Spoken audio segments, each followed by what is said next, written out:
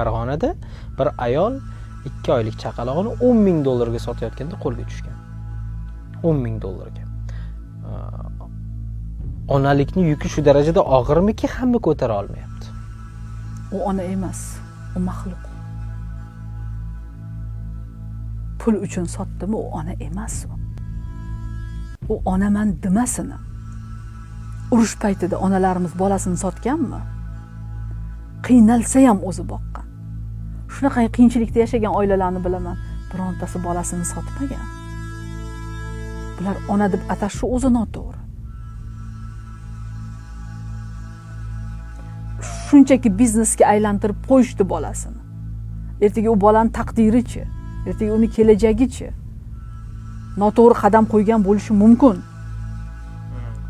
Farzandni dunyoga keltirgan bo'lsa, bir davlat boqib oladi. Yaxshi bir oilalarga beradi. Butun boshli amaliyotimda 20 dan ortiq asrab olingan bolalar bilan ishlaganman. Ota-ona asrab olgan. Vaqt soati kelganda shu bolalarga aytsakmikin asrab olganimizni, endi qizlar balog'atga yetib kelyapti, dinimizda nomahram hisoblanadi ota-onasiga, aytinglar, oshkor qilinglar deyilgan. Qanday qilib aytamiz degan masalada juda ko'p mana shu 20 dan ortiq murojaatlar bo'lgan. O'g'il bolalar masalasida ham. Ertaga buni ruhiyati jarohatlanib qolmasmikin, ertaga bu bizdan ko'ngli sovib ketmasmikin, ertaga ota-onamni topib ber deb to'polon qilmasmikin degan bir savollar, istiholali savollar bilan murojaat qilishgan. Ishlaganmiz hammasini, lekin juda qiyinchilik bilan oshkor qilganmiz.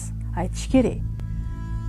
Aytish kerak bo'lgan joyda shunaqangi tayyorgarlik ko'rganmizki, aytganimizdan keyin, xabardor qilganimizdan keyin stressga tushadimi bola, u bilan yana ishlaysiz. Mana shunaqangi holatlar. Endi shunchaki tug'ib bolasini sotishi men umuman hech qanaqa senga baholab bera olmayman. Odamiylikka ham to'g'ri kelmaydi.